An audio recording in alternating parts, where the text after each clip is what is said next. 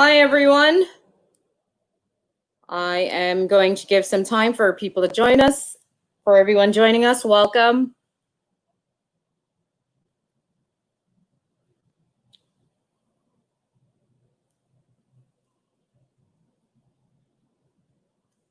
If you're joining us, say hi so I can know exactly who you are. Hi, Marva. Welcome. Hi, Brother Sharp. Lovely to have you join us today. We're just giving people a few moments to sign on and then we will get started. Welcome to Happy Hour at the Boro.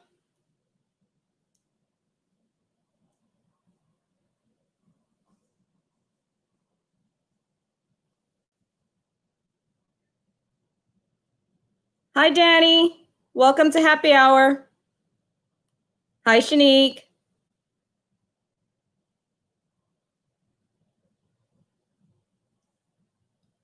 If you're just joining, we're just giving a few moments for people to join in and then we will get started.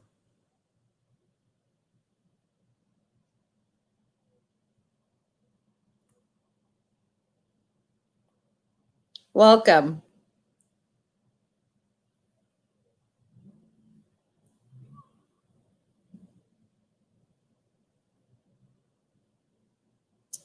Okay, I think we have given enough grace period. Hi, everyone. Thank you for joining us once again for a new week of Happy Hour at the Boro. This week, we are getting ready to debunk some myths and just educate you on some of the things that we may not know about COVID-19. So without further ado, I will invite you to join me in prayer and we can get started. Dear Heavenly Father, I thank you for this day. I thank you for blessing us with the opportunity to come together and commune in spite of not being in the church together. Heavenly Father, your ministry and your work continues on, Lord. Lord, I ask that you bless every family represented tonight, from our participants to our guests joining us, Heavenly Father. Lord, heal our hearts, heal our minds, Lord, and more importantly, educate us on where we should be going and what we should be doing to ensure that we are good, we are following the paths and listening to the doctors and the medical professionals, dear Lord. I thank you for the professionals that you have that are frontline workers that are coming on tonight to provide us with information, Heavenly Father. May everything that we do continue to give honor and glory to your name, dear Father, and anything that we forget to ask, may you never fail to grant. These are other mercies I ask, not only now, but always. Amen. Okay, and now we're going to do, as we do every week, our wellness check. I would just like to be honest and say this week is a literal black heart for me with all that's going on in Minneapolis, in LA, in Central Park. It's just an inundation of emotions for me. So I'm currently at a black this week. You guys show your hearts and let me know where you are today. Shanique, you're a yellow. I like that. I like that. Okay-ish is better than black. Anybody else want to share how they are mentally handling not just COVID, but all that's going on with this week's developments?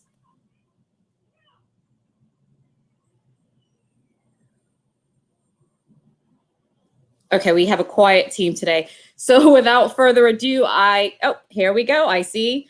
I like that you are at a blue. Is anyone standing at a green today? Anyone? No? That's okay. We'll get there next week. In God's name, we will get there next week. I'm hopeful and trusting that God will carry us through and bring us on a higher wave next week. So without further ado, we will continue on with the program.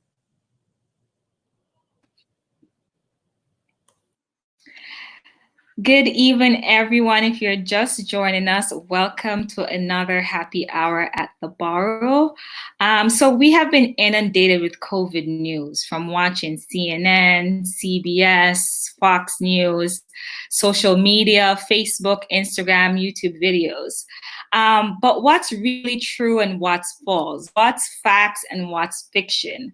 This evening's program, we will start to have the conversation around demystifying the coronavirus, educating getting some education so that we can know what's factual and what's not. And we are going to debunk some of the myths that we have. And some of you throughout the week, you submitted your questions.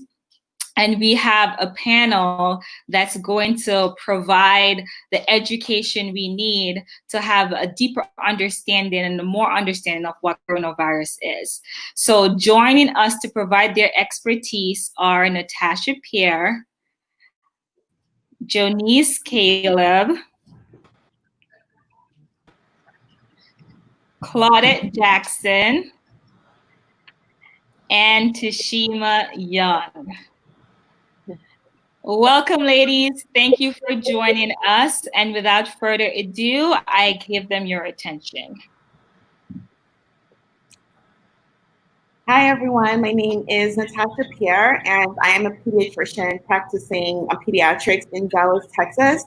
I work in urgent care, and for the last few months, during the beginning of coronavirus, I was seeing a lot of cases, but we weren't testing the children.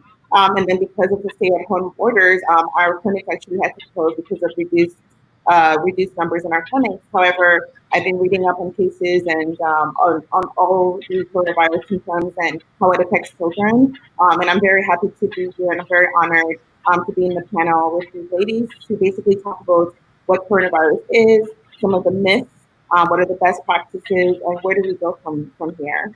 So thank you so much for having me. And we're going to introduce Jonice, Claudette, and Tashima. Go ahead.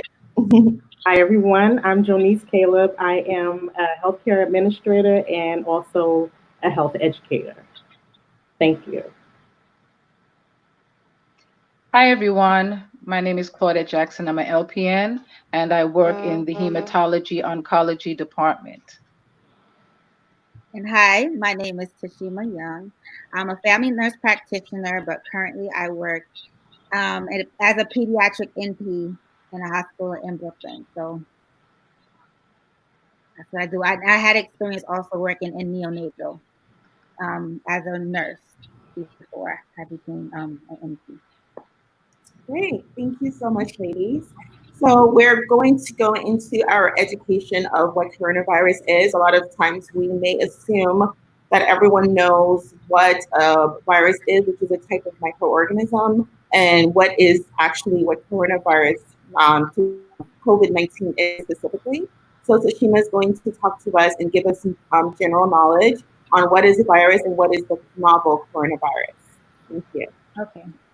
Thank you, Natasha. Okay, so I don't know what you guys think of viruses. What do you think of viruses? I mean, if you know, I would like for you to maybe list some ideas of what you think of viruses, maybe in the comment section while I talk about it.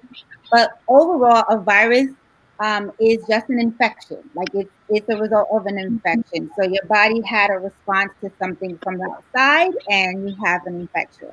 So the virus, it needs a host. It needs a host to survive.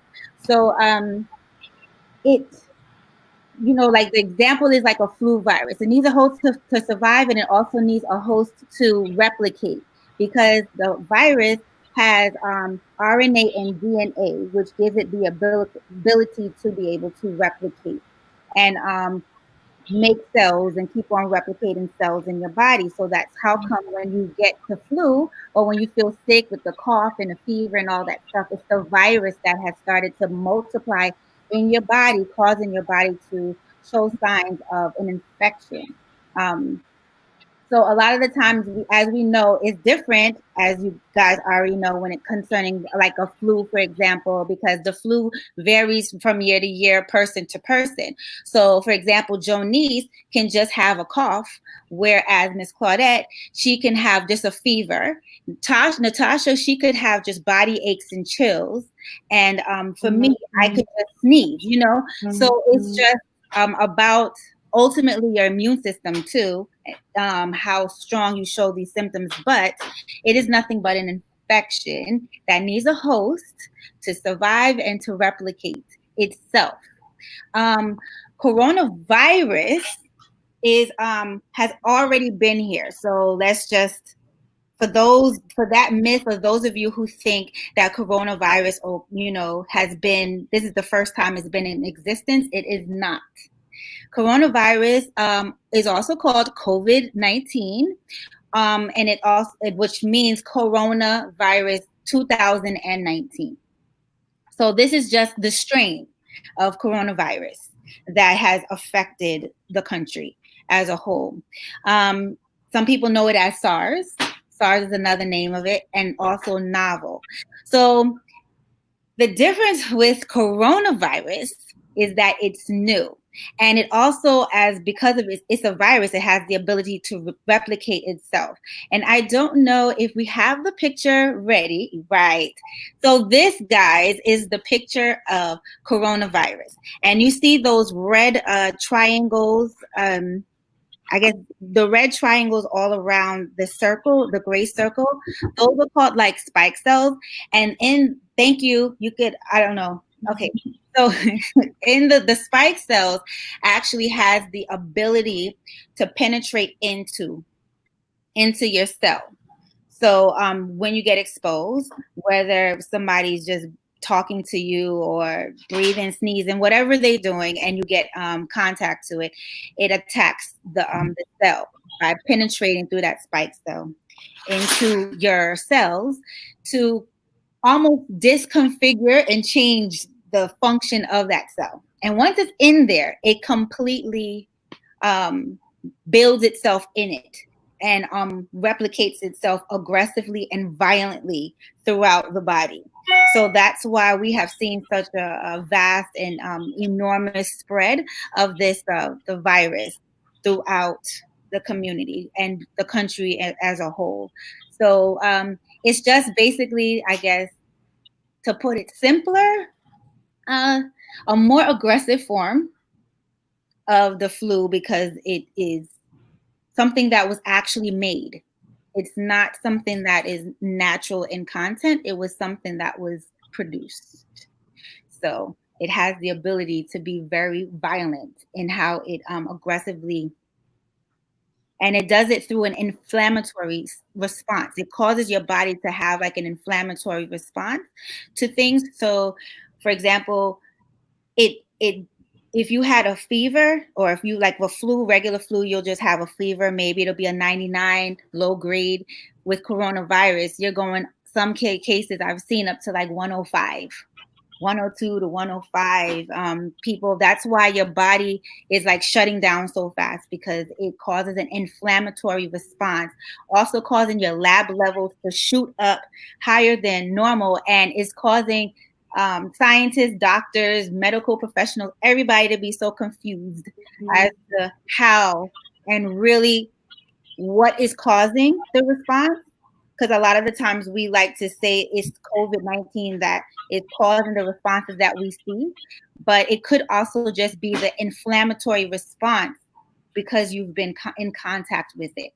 So that's a lot of stuff that I think we won't even know until maybe probably a year or two after they do research and kind of study this thing a little bit more. It's really, really new. Was I clear? I don't know. Yes, you were very clear. Thank you so much, Christina, for that amazing information on what virus is and what coronavirus is. And we're going to actually segue right into the symptoms of coronavirus. There's been a lot of confusion as to what are the symptoms of coronavirus. And as we all know, they've been changing over the course of the last few months. And so things that we thought weren't symptoms of coronavirus are now considered to be symptoms of coronavirus. And Claudette will go into telling us what are the various symptoms of COVID-19, and does everyone exhibit the same symptoms? Thank you, Claudette. Okay. Hi, everyone. Well, as Tashima said a little while ago, when it came out, we thought that it was a bad case of the flu. And so most of the symptoms that we were seeing in the beginning were flu-like symptoms, except that they were like flu-like symptoms on steroids, so to speak. Okay, so you have your high fever, you have your cough, you have your sore throat, you have shortness of breath or difficulty in in breathing. You have fatigue. You have muscle and body aches. But you also had new loss of taste or smell. You had congestion, runny nose, nausea or vomiting, diarrhea. You had headaches. You had persistent pain or pressure in your chest. You had new confusion or inability to stay awake sometimes. The elderly sometimes had symptoms of falling easily, and as far and then as it goes along, we find out much more symptoms even now that we're finding out. You have clots even that we're finding out that can be a symptom of the coronavirus. um in the beginning, if all four of us had the coronavirus, it may exhibit itself differently. That's in the very beginning. Okay, and the symptoms may appear within 2 to 14 or even 21 days after you're exposed to the virus. And as you get more inflicted or invested in this virus, then you have similarities with some of the symptoms, the fever, the cough, the shortness of breath, difficulty in breathing, and so forth and so on. So yes, there are many more symptoms, and even now, as I said, they're finding out more symptoms: GI symptoms, neurology symptoms, symptoms that exhibit itself differently in peds. And Tashima, you can talk more about that. So those are basically the ones that I know of right now. Great. Yeah, that was great. So everything that was said, that Claudia just said, are symptoms. In addition, renal. A lot of cases, some patients were showing some inflammatory responses due to the kidneys. The kidneys started to shut down in some cases. Some people had seizures. There were seizures that were happening in some cases, especially I think in like neonatal cases, like with the little babies. They started to, some of them showed signs through uh, seizures and hyperbilly that wasn't related to just being born and the configuration or the changes between the mom and the child and the extra billy. It was just like an onset that was just abnormal. So then they tested in some cases for COVID, and they found that the baby was exposed to COVID. Maybe it was through the mom or just the baby. Let me see. She just said neurological. High blood pressure is another one. So strokes and heart attack was a big thing, and that's related to the clots that Ms. Claudette just talked about. Because a lot of time, as I know we're going to talk about in later on, the health disparities. Some people didn't even know they had hypertension, and then all of a sudden they got exposed to COVID, and they started to, feel chest pains, but it was more like stroke related and heart attack and things of that nature. For the children, there's a syndrome called MIC-C, or multi-inflammatory syndrome in children, and it's just mixed miss C, but in that response, it's similar to Kawasaki's disease in appearance. So I know a lot of patients or a lot of parents out there are concerned about rashes now when they see their children with rashes. Rashes are prevalent or present in some patients who have been exposed to, who have MIS-C or multi-inflammatory syndrome in children. They have swelling of their hands and their feet, or it could look like frostbite because it's really, everything is an inflammatory response. Now that we know that, because of the definition of like COVID, it's just like a steroid, thank you, Claudette, of this response of this virus that causes everything to shoot up and go haywire. So now you have your feet and your hands are swollen, your eyes are red in some cases for the kids. It could look like they have conjunctivitis. They can get a rash on their chest, their backs, their arms. I wrote some down so I wouldn't forget. Swelling and inflammation to their mouth, they can get that. Their lips, and then the lymph nodes, those areas over here, it could be swollen. It could also look like their hands and feet were turning a little bit blue. Let me see. And what was another one?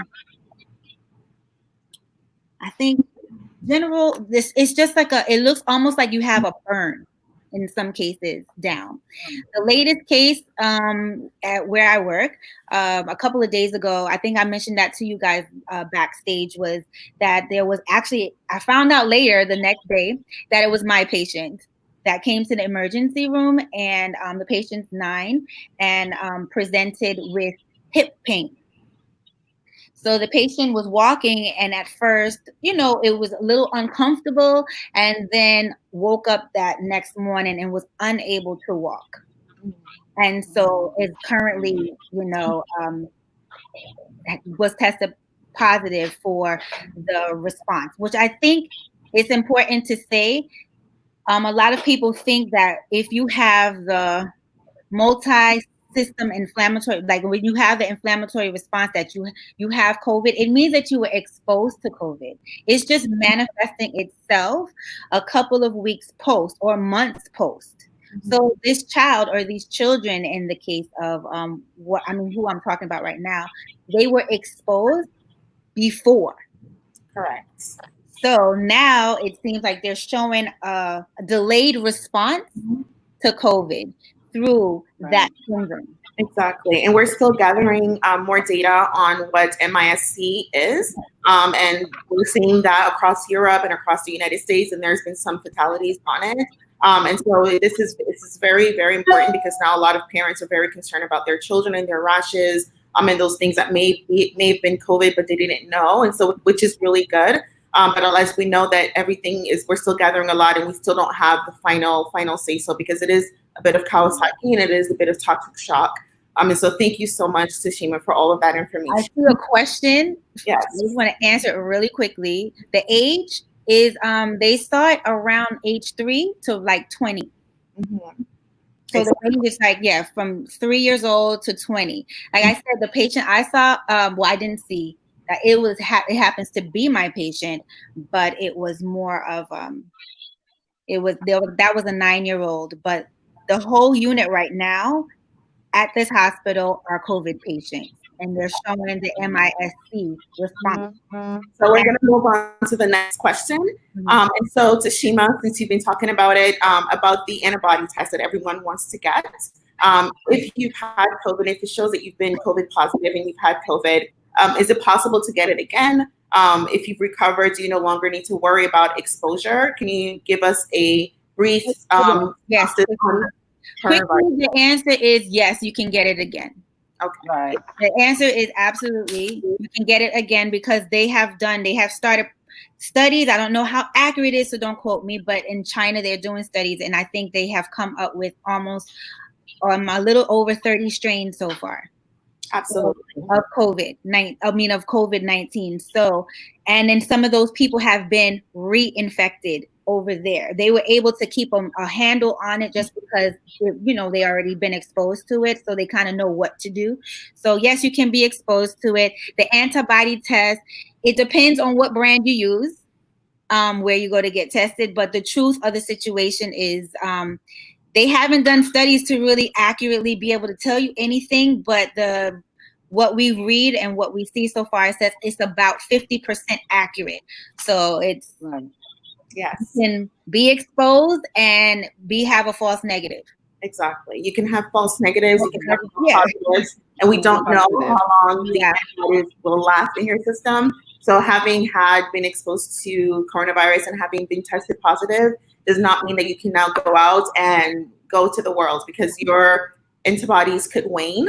We don't know how long they'll wane, and then you might put other people and yourself at risk. And so definitely do not just rely. In fact, the antibody testing should never be used to diagnose coronavirus. If you feel like you've been exposed or you have symptoms, you should get the actual virus testing done via the swabs. The coronavirus testing does give you some information as to if you've been exposed or not, but it's not a a white sheet to say, no, I've been exposed, now I can go out and do whatever I want. Because as we know, we don't know how long the antibodies will last in our system. We're all gathering, a lot of this is really, we're gathering information day by day, week by week, and all of these guidelines are changing all the time. So we're going to move on to the next myth that Jonice will answer for us. There's been some myths as to who is more likely to get coronavirus. And some people think that men are more likely than women to contract coronavirus, and which gender is more likely to die from it. So, Denise, can you tell us about that? Sure.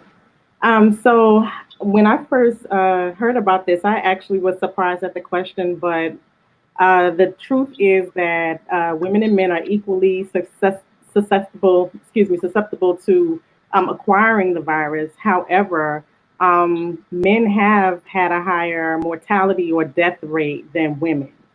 So, and that has been consistent in China and Italy, South Korea, the States, Europe. That's something that we've considered constantly seen. The reasons why, again, with coronavirus, this is still something very new, as everyone has been saying. And so, there are a lot of questions as to why things are happening.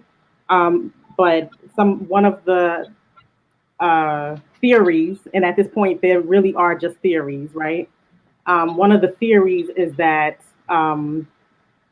genetics, women, because of our chromosomal makeup, may be have more immunity, XX chromosomes versus XY. So the X has the heavier protection. I did a lot of reading and I've seen that a couple of times. I was like, wow. But that's one that's kind of floating around. Another has to do with chronic illness, although, men and women both have chronic illnesses, right? But, the men who were passing to coronavirus, were usually older, more likely to have hypertension, diabetes, and or be obese. And how does that play a role in health disparity? Excuse me? In health disparities, the men versus women, or even the race factor. In the beginning of the virus, there was a lot of misconceptions to say that, African Americans cannot get the virus because we weren't getting it. I forgot about that. Disproportionately, in almost every state, they're showing that African Americans are disproportionately infected with coronavirus. And do you think that health disparities play a role in that? So health disparities. Health disparities just means that, I'm an educator, so I want to make sure everybody understands what we're talking about. Just differences, right? Differences based on different characteristics of individuals. So we were just talking about gender, male versus female, and then based on race and ethnicity, we were seeing higher, not necessarily prevalence, but people getting sicker among African Americans and people of color.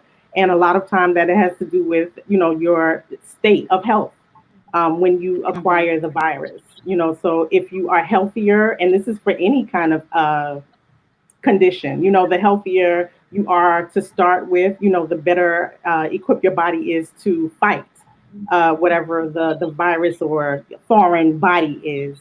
But if you have other things that make you more vulnerable, so if you have, again, the big ones were diabetes, hypertension. Hypertension is actually the first. Hypertension, obesity, overweight, and diabetes in that order. I was actually surprised to find that, people with lung problems, it wasn't as much of a disparity, as those three. So people, we have health disparities for different reasons. If you have access to healthcare, if you are, regularly going to the doctor or, for whatever reasons, able to maintain your health, able to take medication and proper nutrition, etc. So health disparities, a lot of things feed into that. But yes, this has definitely uncovered or exposed, to everyone, just how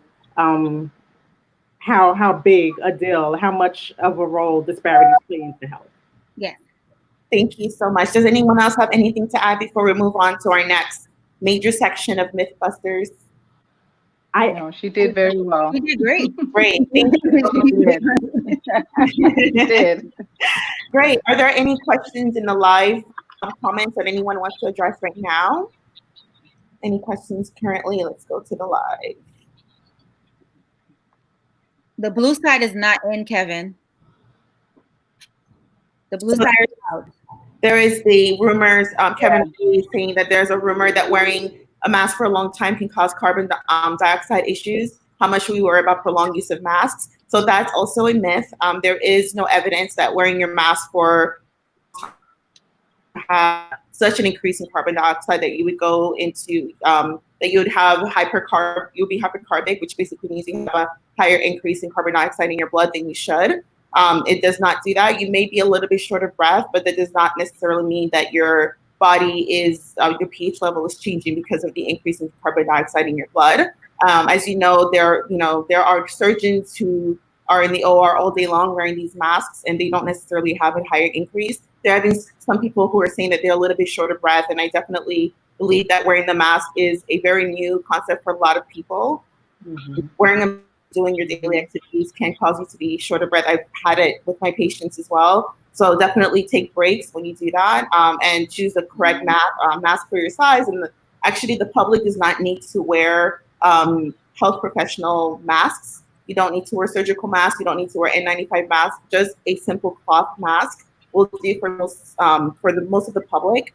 And so we don't recommend you wearing, because there are different levels of the filter in those masks. That can cause some problems for some people depending on their situation. So that is a myth. There's no increase in carbon dioxide in your blood from wearing the masks. And the blue side, if you're wearing one of those masks, the blue side is out. Mm-hmm. All right, so we're going to move on to our next section. And basically, it's the myths on how to kill the virus, how to protect yourself against the virus. And there's been a lot of rumors going around, and most of us pretty much know that these things are pretty much not a no-go, but we shouldn't just assume that everyone thinks that. And so we're going to go into some of the questions that we received. Does spraying chlorine or alcohol on the skin kill viruses in the body? And actually, this is a complete no-no. Do not spray chlorine or alcohol on your body. These are meant to be used to wipe surfaces, but if they get internally, they can do more harm than good. Yes. Right. It can harm your eyes. It can harm your nose. Do not use that inside. Everything. 45 to do it first. Exactly. So definitely no. Second one is, does the heat from the hand dryer kill coronavirus? So that's misconception that I should just use as much heat as I can. And studies haven't shown that, unfortunately, the heat from the hand dryer kills coronavirus. So it's actually more advisable to, after washing your hands, to wipe it with paper, and not necessarily to use heat just to kill the coronavirus. And can the third one, yes. I saw in the chat someone asked about warm weather, and I think we might address this as well. Right. Does warm weather affect coronavirus? Yeah. So neither warm weather or cold weather kills coronavirus, unfortunately, because we're seeing it all over the world with all latitudes, and definitely not. There's no one thing that kills coronavirus that's in our environment as of now that we know of. So no warm weather, unfortunately. And the third one is, does rinsing your nose with saline protect against coronavirus? And no, unfortunately, it does not kill the virus. However, as a healthcare professional, I did use saline to clear out my nostrils, because I do believe that that's a lot of times when you're very in close contact with someone who may have it, it goes into your mucous membranes first. So I do clear my nose with saline just to clear my nose of debris, but not necessarily to prevent. I wouldn't use that in lieu of protecting myself. And we'll talk about the most important thing to protect yourself against coronavirus, but we shouldn't be reactive, we should be proactive. And so if you want to use saline, there's literally no issue at all with using saline. It's literally just salt water, and it has to be sterile. And you just use it to clear out your nares, your nostrils, and it's good for the allergy season as well. Allergies is good for that, but it does not kill coronavirus, unfortunately. And the last but not least is, does drinking alcohol reduce the risk of infection? And unfortunately, it does not. Rosé, that's fine, but it's not going to do anything. Gargling with alcohol, gargling with mouthwash.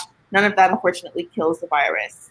So those are it. Does anyone else have any other myths that they want to debunk? Well, I know that some people are wondering about mail, Yes. and surfaces. You want to go into that? I think that's one of the next ones that we're going to go into. And one last bit that I have to mention, which I know most of you, the 5G phenomenon, it's not spread through 5G because there are countries who do not have 5G and they are still getting hit with coronavirus. Coronavirus is not spread as Tashima talked about viruses and how they're spread. They're not spread through through our phones, cell phone towers. Now, unfortunately, that's not the way that the virus is spread. Alrighty, that's great. So there was one, Linda mentioned in the beginning, the news media was saying that the virus can be on surfaces, person to person. Now they're saying that you can only contract it by person to person contact. What is the real case? So yes, just recently, they realized after all of the studies that the virus is less likely to be spread via surfaces. And it's not that it's not at all, because if you touch a surface where coronavirus was put on and then you touch your nose, it's obviously can be spread, but that's not the main way that it has been spread. So it can be spread via surfaces, but majority of contact, because you have a certain amount of the virus to get into your system. One virus is not going to do it. So a lot of people just touching the surface alone is not going to give you the virus. You have to touch the surface, then touch your nose. And that's less likely than being in close contact with someone who has it, and then all of their droplets are coming onto you. Right. And so it's not impossible, but you don't have to be extremely maniac about cleaning every single surface. And as far as the mail goes, Jonice is going to go into it in a later question. It's the same answer. It's negligible, the probability of becoming infected that way. But that said, if you want to, feel safe, you are free to to wipe things down. But that is very highly unlikely. According to everything that I've read, there are no documented cases of the virus being contracted that way. What is recommended consistently is just constantly, making sure that you practicing proper hand hygiene. Hand hygiene is washing your hands 20 seconds with soapy water, warm soapy water, or alcohol-based hand sanitizers. And then also making sure, again, proactively that you are keeping your areas clean and sanitized. So common areas, like doorknobs and light switches and remote controls, and even your cell phone and things like common surfaces. You want to make sure that you're constantly disinfecting those with alcohol based or chlorine based, or especially if it's electronics, based on the manufacturer's recommendation. The virus is said to live on surfaces, depending on the different surfaces, anywhere between a few hours to 72 hours. So that's 3 days, right? But again, how much of it will survive. And then when you actually touch it and, again, the transmission probability is extremely low. But, in theory, it could happen. But there have been no documented cases of it being transferred that way. So really the biggest thing is hand hygiene and, just keeping your areas as clean as possible. Thank you, Jonice. Right. We're going to move on to basically what you should do if you think you've been exposed.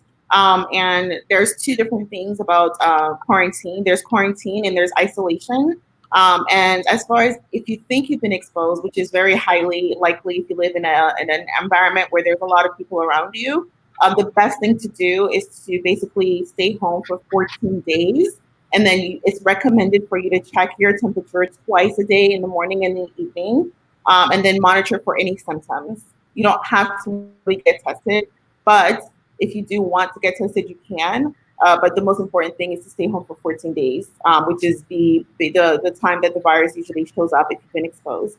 Now, if you've been diagnosed or if you're awaiting a result or if you do have symptoms that we talked about, it's definitely important for you to stay home, to quarantine in a safe room in your home, away from other people, away from pets. and you don't have to, but or you should get tested actually for coronavirus if you have symptoms for the coronavirus. So if you've been exposed, just stay home for 14 days. If you have symptoms, definitely get tested and stay away from anyone else who is high risk. So we're going to move on to Claudette, who's going to tell us about people who are concerned about how to build up your immune system. So Claudette is going to tell us, what do you recommend to build your immune system? Does vitamin D help? Does zinc help? Colloidal silver, those kinds of things. Thank you, Claudette. Okay, you're welcome. Okay, as far as building up our immune system, which is something that we should be doing anyway. All right, a lot of us have been trying to do that now, and what we need to do, number one, is, and I'm talking to myself as well, is to be proactive. Now we need to eat healthy. We need to make sure that we get proper rest. We need to make sure that we're getting exercise, all of these things of which I should be doing more of. We and supplements, vitamins and supplements are important as well. Vitamin D. Now, vitamin D, every cell in our body has a vitamin D receptor. Okay, so and anyone who's healthy, a healthy level of vitamin D in people are from 50 to 80. Okay, and it's stated that we should be taking in 4,000 IUs of vitamin D during the winter season and 2,000 IUs of vitamin D during the summer season. Now, a lot of, and Tashima, I think we had talked about that, all of us, a couple of days ago, that they were finding that a lot of the people who died of coronavirus had very low vitamin D levels. Now, not to say that now you go out and you run and you start going to the, to the drugstore and buying a whole bunch of vitamin D. It could be a good thing that you get your vitamin D levels tested so that the doctor, your PCP, can tell you whether your vitamin D level is okay, and maybe you just need to spend more time outside, get some sun. Or if it's low, and then they can then tell you how many international units of vitamin D that you need to be taking. Okay. Zinc is another thing that's very important because it helps with the T cells, and our T cells are what helps to fight off infections in our body.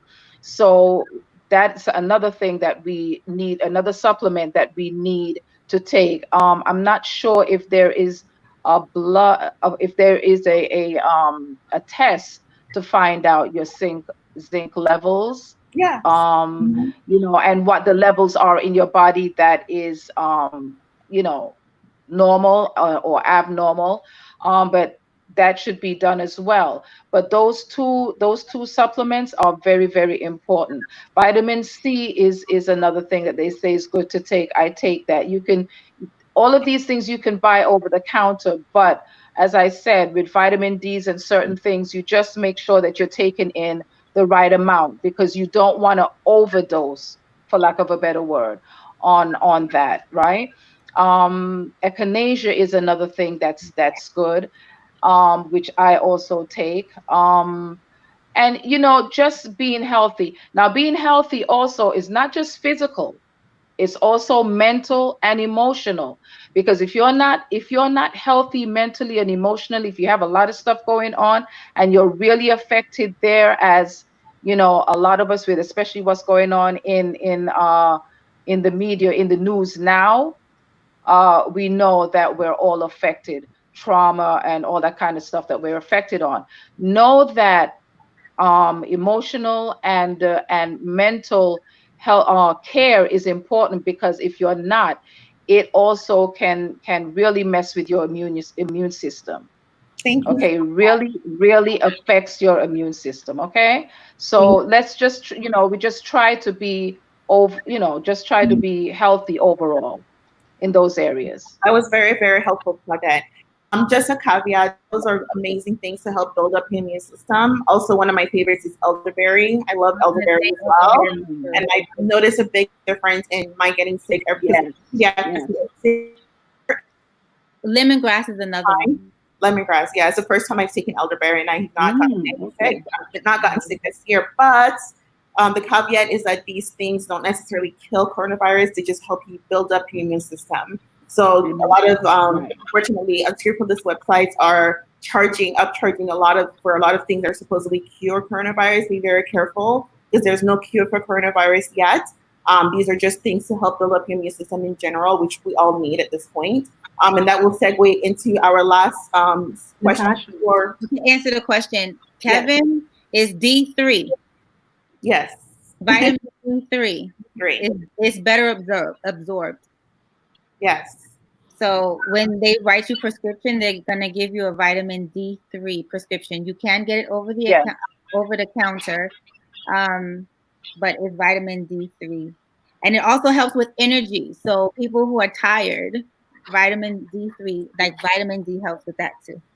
And the natural sources for zinc are garlics and green Yeah. leafy vegetables, Yeah. things of that nature. And so, how close are we to a cure? Because we've been talking about you're building up your immune system for prevention, but especially those who live in New York, the rate is super sky high, and there's a high risk of you being exposed. So, how close are we to a vaccine?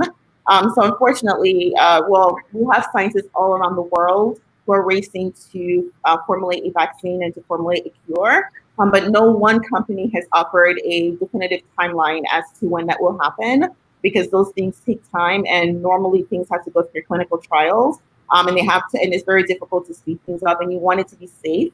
And so we don't have a definitive timeline as to this is when we will have a vaccine and definitely it won't be this year. So right now there are over 100 projects around the world Right. working to formulate a vaccine, but only 8 of them are in clinical trials, which is the final stage. And there are different stages within clinical trials, but they are in the clinical trial period. And the large scale testing for those 8 will begin in July. Supposedly, that's what the information is saying. And we're hoping to have a vaccine by January at the very earliest. But it's mostly going to be in the fall of 2021. So as you can see, it's a very long time, and we have to focus on prevention, in other words. And so we're going to go to our final segue into how do we keep our families safe now that we are in the middle of this and we don't see a foreseeable solution in the very near future. So Claudette and Tashima are going to talk about how to keep our families safe. Education is the most important thing because we're hearing so much about the coronavirus. And as was said before, we need to be wise in how we're going about to take care of ourselves and trying to not get the coronavirus. Simple things, hygiene. And hygiene, washing our hands is not something that just was invented when coronavirus came about. This should have been something that we all do on everyday basis. You're supposed to wash your hands. Maybe you didn't know that you had to wash your hands for 20 seconds, but you have to wash your hands. You don't necessarily need to get a antibacterial or whatever sort because it's not a bacteria, number one. It's a virus. You just wash your hands with soap and water for the 20 seconds. If you go out now, you wear your masks, regular mask. As was said before, you don't go out with the surgical mask on. So your regular mask like this, or they have so many nice masks out or whatever. If you can't wash your hands, you use a hand sanitizer. You just Did and she say? Did you? now thing. The fear is what is scaring a lot of people, and we can't be so fearful that we don't do what we need to do to take care of ourselves and our families. Okay. Please do fact check things.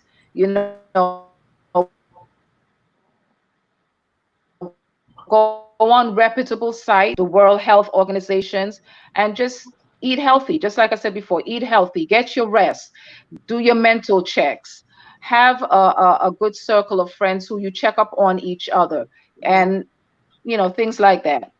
Thank you, Claudette. That was very helpful. Tashima, do you want to chime in? I mean, for children, they sometimes, they're learning how to count.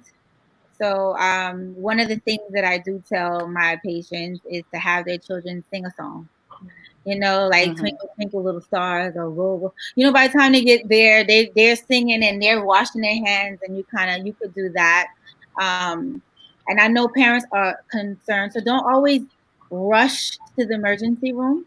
If you can call your provider, you can call your doctor, and I'm sure you can find out information, because a lot of us have converted over to doing a lot of televisits or telephone visits to be able to assist you during this crisis, because we want to maintain the recommendation, right, for the country, which is social distancing. So we can't have an influx of everybody running in at everything. Not to say it's not important, but I'm just saying, just call, and we will definitely call and spend as much time as you need on the phone addressing your needs. And in a lot of cases, they're trying to get visual communication as well. So if you have a rash, for example, we'd be able to see it over the screen and be able to diagnose you that way. I know Claudette mentioned exercise. I mean, so a lot of people think it's aggressive. Exercise, simply just walking around the block a couple of minutes, 10 to 20 minutes, if you Hmm. can. Just getting some of the fresh air, some of the vitamin D. We're headed into summer. That would be a great thing for you. And diet. Some people are confused about diet. I know a lot of my patients, they are. So I wrote it down, like fruits and vegetables, lean meats, like fish and chicken, stuff like that, healthy fats. um, Not so much sodas. They're not gonna like me for that, and not so much processed foods. All of those things, Right. kind of counteract what you're trying to prevent. If you're doing all of these wonderful things that everybody's mentioning, and then you're not taking care of your core, like inside, or your body, I mean, you kind of Defeating the purpose. Yeah. eating everything. Yeah. So it's just doing that. And I mean, we pray, right? We believe in God. We talk to God about our issue. Drinking a lot of water, um, also. Water is a wonderful thing. So drink a lot of water. Hot tea. Hi, Nini. Drinking hot tea. It's good for the teas are really, really good for congestion, because a lot of the time initially people were concerned about like the chest congestion, and a lot of the time it helps. We were Caribbean, so naturally we're gonna go to our bush tea, some form of tea, at some, and the steams and all that stuff. All that is really, it is good. It's beneficial. It helps clear you up. It's similar to what Natasha Right. was saying about like the sinuses and allergies and stuff like that. It's good. Like the steam is really good. When I wasn't feeling well, I was negative, thank the Lord. But when I wasn't feeling well, I certainly was over a pot of boiling hot water with orange peels and ginger and garlic and all that stuff. And I was inhaling, and I did it every 4 hours. And by the next day, I did feel better. So I'm just saying, don't dash away natural, the natural things that God blessed us with, but don't knock. Um, don't treat it as if that's the cure, because it's not either. I So mean, it sounds like, Tashima, if you don't mind, it sounds like, those things are good to help build immunity and also to help Hmm. alleviate some symptoms, right? it does, because a Right. lot of the cases, The Right. virus is different. So it's not going to kill the virus, Exactly. but no, it Right. may help Right. you to Right. manage, your it condition helps you to manage or the to symptoms prevent. as you go through the process, Right. Right. or Hmm. until you get Hmm. diagnosed. Because some cases, everything right now is COVID, right? So everything is COVID, COVID, COVID, COVID, COVID. So if you are coughing, it's COVID. It could just be allergies. It is COVID. If you have a fever, Yeah. you're a baby, it could be that you're teething. but you're not teething. It could be COVID. So I mean, everything right now is definitely COVID. So we're going to go into our last couple questions. Yeah. Janice is going to answer that. So now that we are in our state, we were on quarantine and lockdown for a while, and every state is different, but states are starting to reopen. I don't know about New York. I know New York is probably still not as reopening as Texas. Texas is reopening in phases, and pools are open, beaches are open, gyms are open, nail salons are open, and people are just gathering in masses. And I know New York is probably still not because of they're the epicenter of this. But now that we have states reopening, are we safe to go out just because the gym is open or the pool is open, Janice? Can we go out into public? So we've gotten a lot of information and we've been hearing a lot of information. The answer is, it's pretty much been okay to go out. It's how we go out, right? It's how we're going out, that we're protecting ourselves, that we are, thinking things through, that we are keeping space, social distancing, the term of the year that I'm tired of hearing, but that's just our life right now. But that we're maintaining that safe space, that we are protecting ourselves, um, that we're cleaning, and cleansing our spaces. The CDC has released some recommendations for, different environments and what that looks like in terms of returning to business as usual. And at the most relaxed level, they maintain social distancing. They maintain, thorough sanitization. So those are things that are going to be, a part of our lives for a long time. And Linda just asked about the symptoms list. I want to address that very quickly. And even a larger question, and Ms. Claudette, you mentioned something about being conscious about the information that you take in. And I just wanted to offer some suggestions for places where you can go to get information that is reliable. And that will also be helpful in terms of making decisions for, life going forward, so whether it's a gym or school or church or wherever, these will be helpful. If you have questions about, general symptoms, so, you're asking if the symptoms list, why isn't it being updated? It definitely depends on where you look, but you can speak to your doctor. You can look for state and local departments of health. The CDC, that's the Centers of Disease Control and Prevention, that's the United States Public Health Agency, has a lot of information about COVID right now. And again, things are being updated. The World Health Organization and also Johns Hopkins University. They all have tons of information that are good, very peer reviewed, meaning that, other professionals, highly qualified health experts have, vetted it. There's some consensus around it.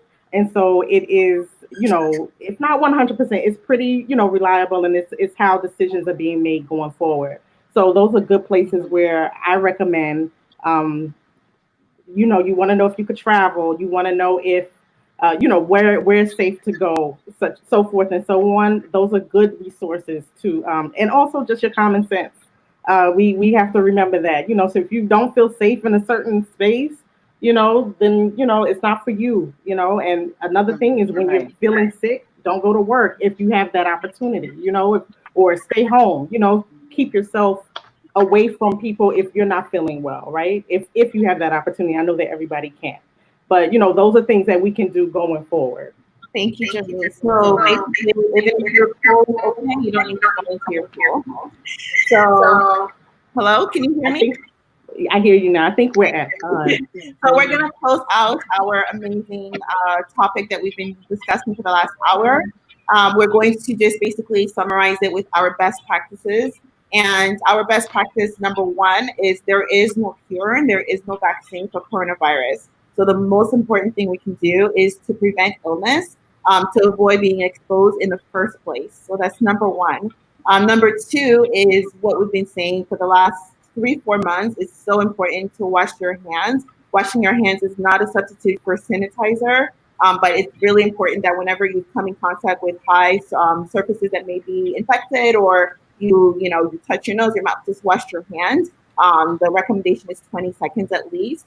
But if you're in a place where you cannot wash your hands, then you should use hand sanitizer. And when you do use it, you have to make sure. A lot of people just use a little dollop and then do this, and then that's it.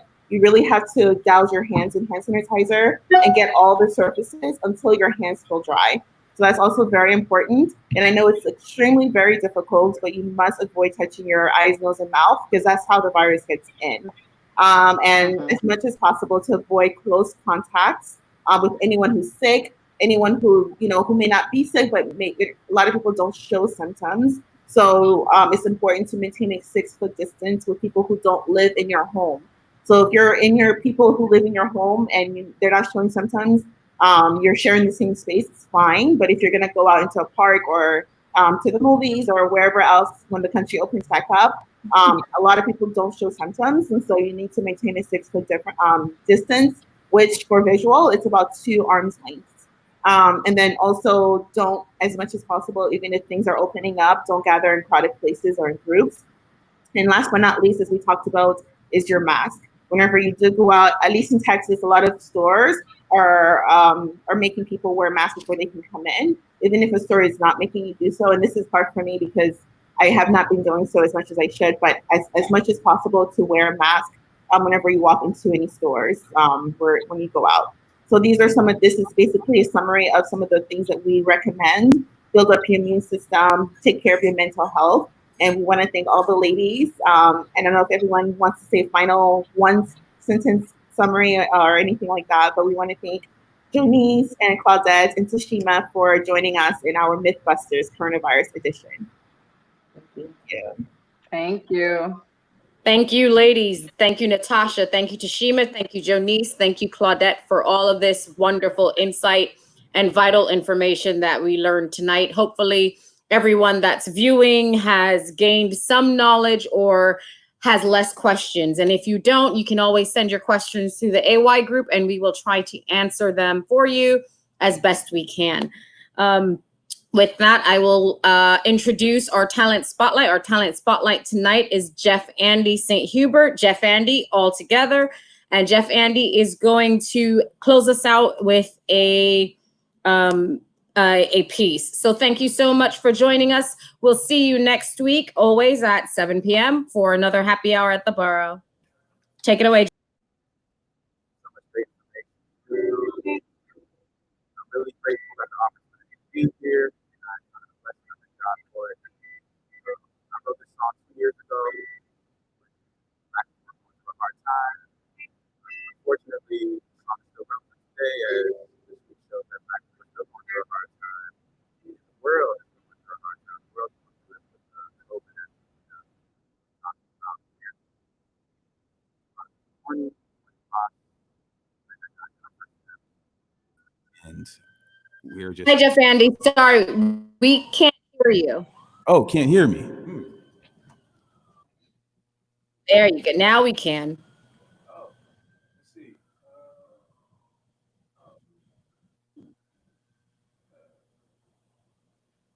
Yeah, the entire time you were talking, we couldn't hear you.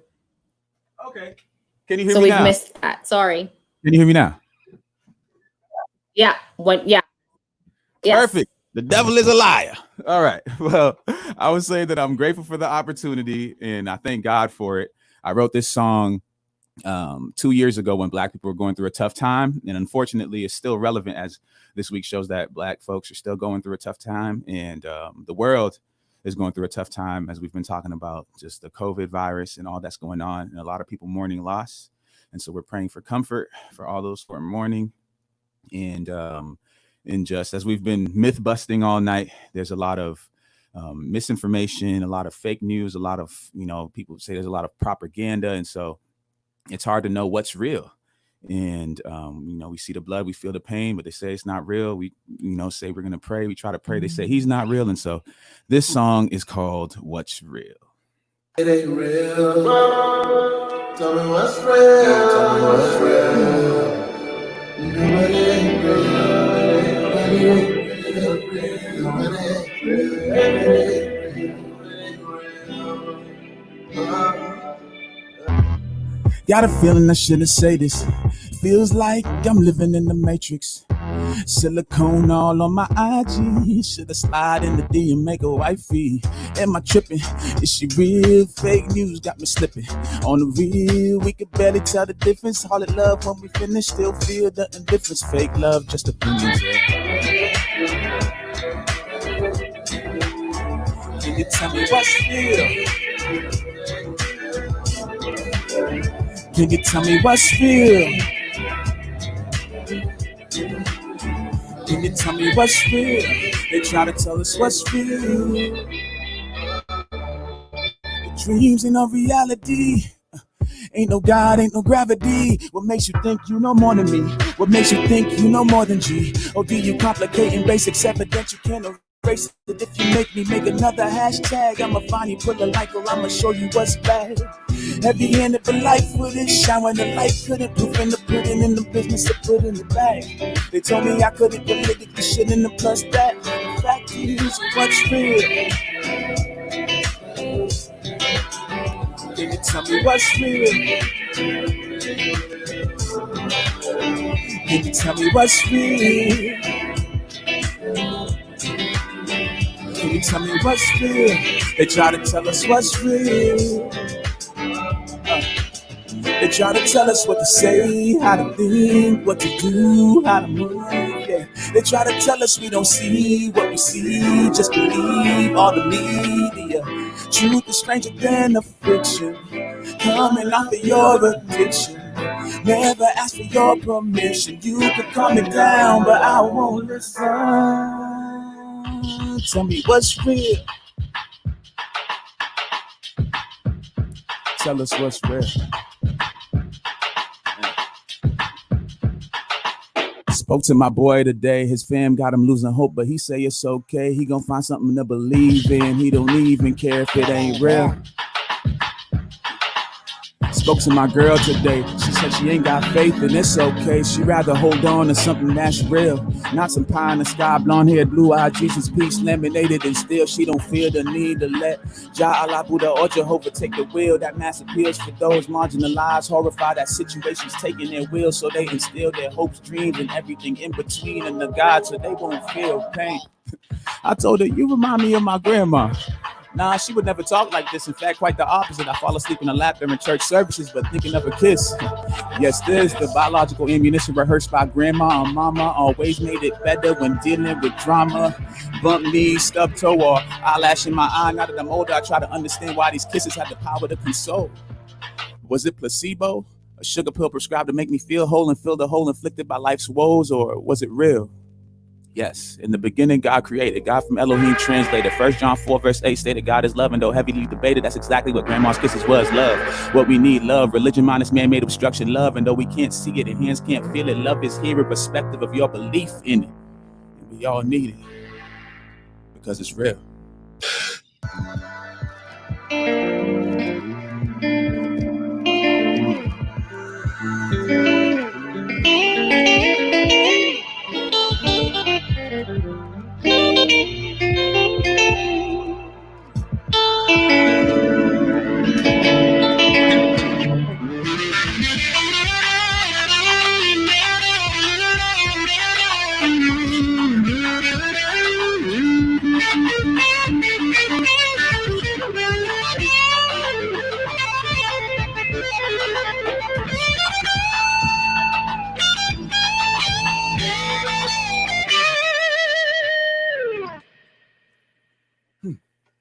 Praise God.